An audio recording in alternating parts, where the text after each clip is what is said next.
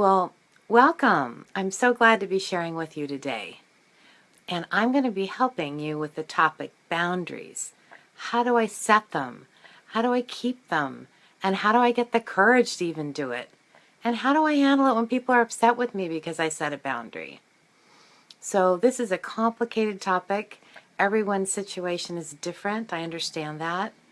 And just so you know, I'm not counseling you to do anything specific about your situation because I don't know all the details. And hi, Cass. But what I'm doing is I'm going to provide you with practical and compassionate help to move forward in this area. So if you think after we're done that this information could help somebody that you know, please feel free to share it on your page or send it to a link to them, just so that other people can learn how to set healthy boundaries, because I think in general we don't get a lot of instruction on how to do that. So as you're joining, please say hello so I can tell who's here. And hi, Alan. So several weeks ago, I did a little bit on boundaries when I shared about tips for setting boundaries with a difficult person in your life or difficult people in your life. And so today's talk is going to be more about setting and keeping boundaries with those that you serve at work, at home, when you're helping others, and actually with yourself as well. And so as you know, because you live this every day just like I do, we get pressures from others in our lives to give more somehow, more something.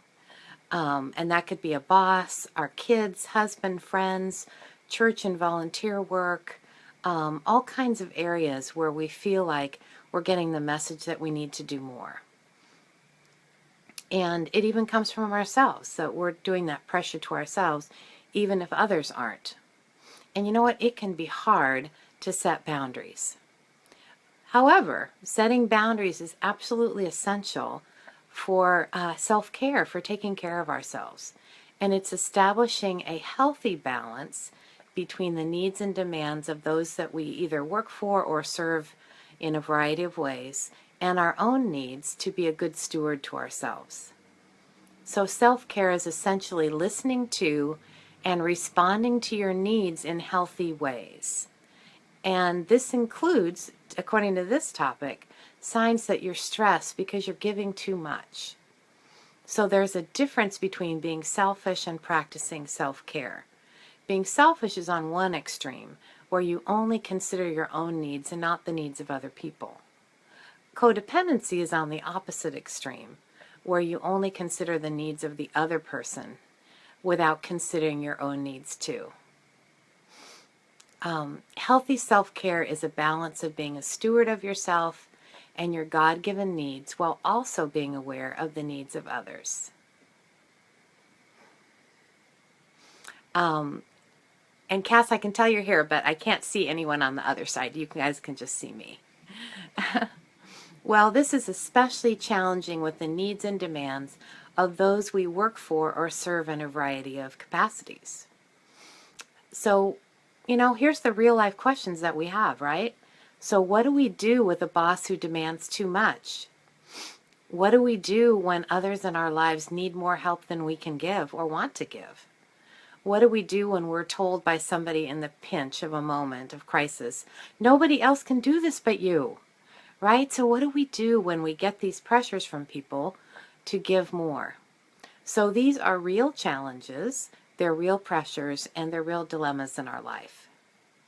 So again, I don't know your exact situation, and so I can't give you recommendations for specifically what you're going through, but what I can give you, what I'm going to give you, are principles to look at and questions to ask yourself to help you figure out, where do I need to set boundaries in my life right now? And please pray that God will use what is shared today to give you wisdom and insight into the challenges you're facing, and talk to Him about this. All right, well, here's the first principle. All right, number one, guard your heart.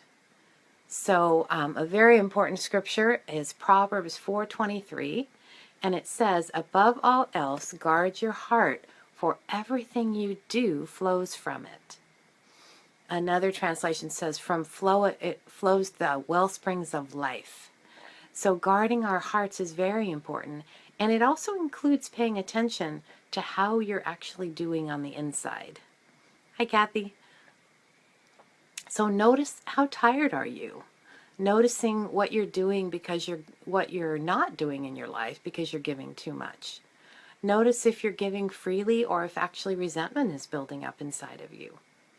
And notice the effects of long-term stress on your body, your mind, your spirit, your heart, and your relationships.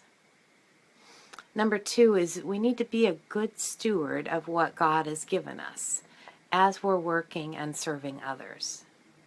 So we're responsible to God to be good stewards of everything He's given us, and we're to do a good, although not perfect job at the work that He's given us to carry out, whether that's in the marketplace, at home, in our relationships, or places of service.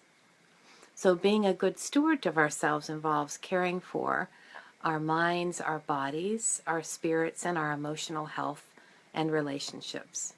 And so that includes nurturing ourselves as well as protecting ourselves from harm.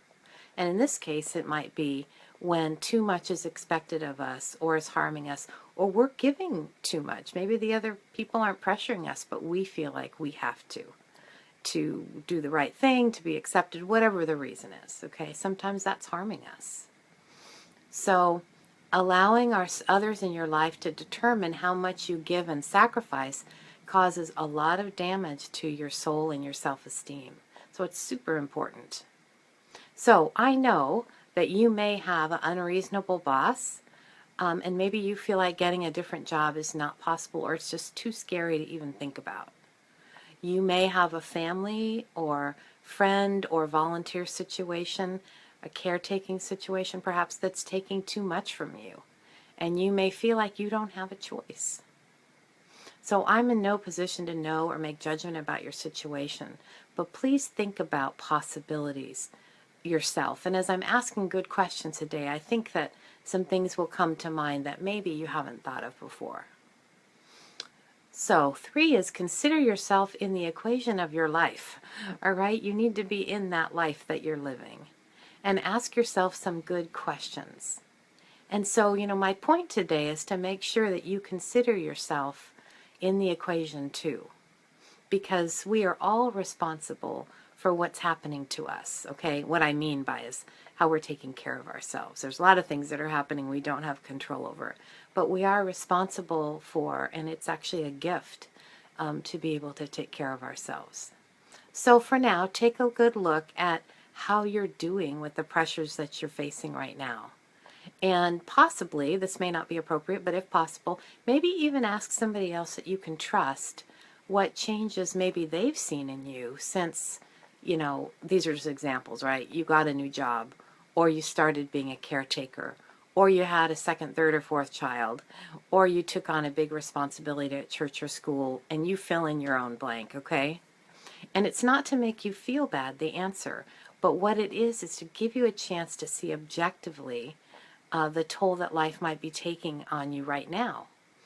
And the reason is that we sometimes don't see the effect on us because it can happen so gradually, and all of a sudden we're like, wow, so many things have changed. So ask yourself, or some loved ones, I want you to ask yourself these questions for sure. And I'm going to give a few now and some more at the end. So here'd be some questions to ask yourself. What was my mood like before, whatever this is you're dealing with? What was my outlook on life like before? What have you seen change in me? What did I used to do or say that I don't do or say now? And how are other people being affected by the stress that I'm going through? Those are just a few. I have some more later too. So you need to just start checking in with yourself and finding out how you're doing, and ask some really good concrete questions. Hi, Cece. Good to have you here. So that's the 3rd one. The 4th is get the courage to make a change from the answers you got above, right? Because a lot of times we think, how do I get the courage to make the boundary?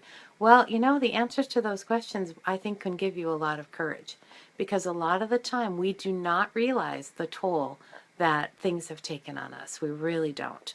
And so if you ask yourself some good questions to try to understand how you're doing and the effect on you, often it gives you the courage to make a change. And the reality is that you can't pour yourself out and not have it affect you greatly, especially if the stress you're going through is long term. So we want to have that option that we can do all this stuff and it won't matter or it won't affect us. It does. It does. All right. So most likely you're worn down, you're weary, and you might not be enjoying things that are good in your life. Hi, Susan. Okay, that was 4. Number 5 is, okay, this is the reality, all right? You guys don't like me saying this, but you know it's true, which is someone is going to be disappointed in you, all right? If you aren't setting boundaries, you and those in your life are suffering the consequences. So we don't get the choice that we kind of think is available to us or we want to be available, which is I can do all this stuff and it has no effect on me. Or I can do all this stuff and I'll still be okay. It's like, yeah, that possibility does not exist in real life, all right? We want it to be an option, but it isn't.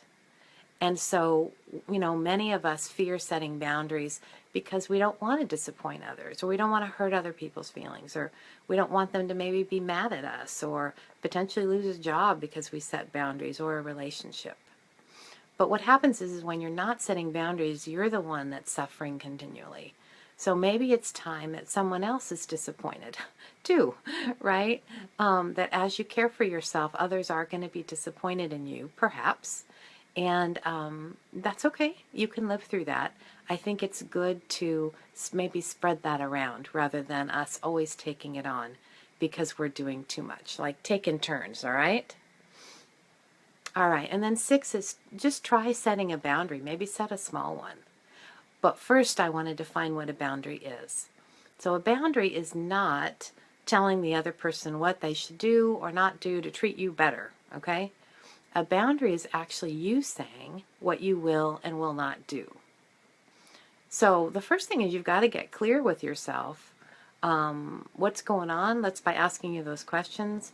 You got to get clear on why you're setting a boundary because you need to be okay with yourself on that, all right? And maybe asking yourself, okay, what are you in the situation you're thinking of? What are you willing to give without being resentful? That's always a really good line. If I give too much, then I get resentful, and that is not a good thing. So plan ahead of time what you're going to say, and it can be short and simple. Now, I'm going to give a couple examples that maybe are not tiny examples, but my guess is they're ones that you deal with, so I'm going to give them to you, right? So here's an example of, let's say you have a job, you feel like you're completely overworked, it's taking its toll on you, it's changed how happy you are and crabby and all that kind of stuff, right? You don't have any energy, it's really tough. So here's an example you might say to your boss. I really like my job, and I feel like I'm well suited to what my responsibilities are. But the part that's not working for me is all the overtime. It's taking a toll on me physically and personally. And I will give 100% of myself 40 hours a week, but I'm not going to be able to work overtime anymore. That would be one example. Here's another one. Let's say your kids are always trying to get you to do things at the last minute. They forgot, they had a project, they whatever, and all of a sudden they remembered, and now it's your emergency somehow, okay? And those things happen occasionally, but especially if you're seeing that become a habit with a child, you want to nip that in the bud. So this is a way you would set boundary that's actually respectful to you, but also helps them to think ahead because they've got to, change that for their life going well.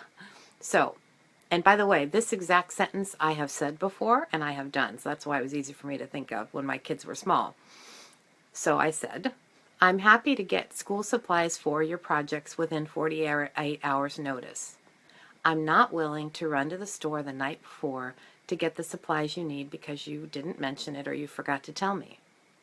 So if you forget, you'll need to make do with whatever we have around the house. All right? I've done this, and it only happened one time because I refused to go to the store. because they get notices of these projects well in advance, right? And that's the skill you want to teach your kids, is you've got to plan ahead, right? So that would be an example. They're all upset with me, yeah, whatever, but I care more about their character than I do about them being happy with me in the moment. All right, so here's another one. Maybe somebody is asking you to help out at the last minute and you can't, or you don't want to. So you say, I know you need somebody to fill in for Sunday school or the food bank or helping whatever the thing is, right? But I won't be able to do that this week. I'm sorry that whoever bailed out on you put you in this position. So those are 3 examples of just stating for yourself what you will and will not do, okay? So after you've done this, of course there's going to be a reaction, right? In our little fantasy world, we think the person will say, well, okay, absolutely, no problem. I'm so glad you're taking care of yourself, right? But often that doesn't happen, and that's okay. You can learn to deal with that. So I'm going to give you a couple of maybe possible reactions that might happen.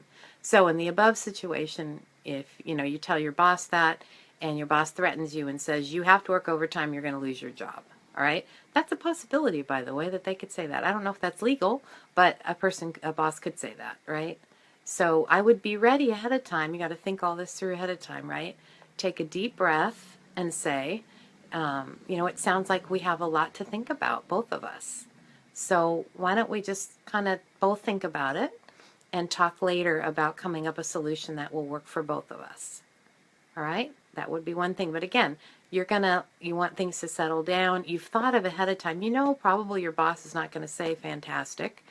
And hopefully you've even looked at other options for other jobs if, in fact, that doesn't change and it's just really sucking the life out of you. All right? So it's important for you to know that you have choices other than staying in a situation that is really hurting you. All right, so that was the first one. Okay, so then the second one, right? You set the boundary with your child. So when this happens with your child, and I notice I didn't say if this happens, when this happens with your child, be ready for it. First of all, don't be surprised. This is what kids do as they learn. That's how they learn, right? And so, they say, yeah, but I did, and you just repeat, you know what? I'm sorry, I don't do these late trips for supplies. Remember, we talked about that a couple weeks ago. And I'm really sorry you're in this position. That sounds very hard for you. But you know what? You are creative and resourceful, and I know you'll come up with a solution with something we've got around. And the important thing for you to realize is it is, in fact, your child's problem. It is not your problem. All right? Hi, Lori. And that's not to be callous. The reality is this is the time you want them to learn this, right? You don't want them to learn this in their first job when they're 22 or when they're 17. You want them to learn this when they're 8, 9, 10, okay? So that would be an example of that. It's going to come. They're not going to be happy with you setting the boundary. That's okay. And then the third example was the person who wants you to fill in for them, not for them, but fill in for a situation. Maybe someone is canceled late or something. Let's say they panic and because they were thinking you would say yes, because maybe you've said yes before. And so maybe they lay on the guilt trip and they say, but you have to, no one else can do it but you, and And so you take a deep breath and you say, you know what, I know you really wanted me to say yes. And it's so hard that I'm not. And I'm so sorry that the person that bailed out on you put you in this position. Okay, but you don't cave in, all right? So those are just some examples of things you can set a boundary. Again, you're stating what you can and cannot do. You're not telling them to do something. And it's really important to, number one, don't be surprised by the resistance you're going to get to your boundary. It's really normal. In fact, it can't really be another way, because especially if that person you're talking to is used to you saying yes, or they're used to you caving into guilt and pressure, they're going to be surprised, and they're going to not like that you're setting the boundary. It isn't that they don't care about you or anything. It's just that it's new, right? They're not used to you saying no. So expect the reaction and be ready for it ahead of time, and that will help you a lot, and you can do this. So remember that progress in this area comes a little bit at a time. So for now, it's great that you're watching this and considering ways to care for yourself as you set boundaries with those that you serve, whether that be at work, at home, at church, caregiving, or other acts of service. So I'm going to leave you with just a couple of bullet points for you to remember, okay? All right, so here we go. Here's a few points. Number 1, you don't have control over the person that you want to set the boundary with. You can't make them see how you're being affected by how much you're sacrificing and giving. Okay, that's up to you to see. Oh my gosh, this is not going well. Like you're talking to yourself, like this is not good for me. Okay, but it's not up to you to make them see that. Okay, you need to see it and take some action. Number 2 is you only have control over you and how much you give to the other person and how you care for yourself. But that's a lot of control. There's a lot of things you can do there that are healthy. 3, you need wisdom from God. Seek Him and ask Him what is healthy for you in this situation. 4, you matter in the equation of your life. Giving too much isn't healthy. Neglecting areas of your life is not healthy. And not only does it hurt you, but it hurts others in your life as well. Because you know, when we're not in good shape, it just spills over into everybody around us. We even try to have it not do that, but it does. All right, and then 5, don't hesitate to get help for yourself in your situation. You know, you need support, you need a place maybe to talk through things, to process things.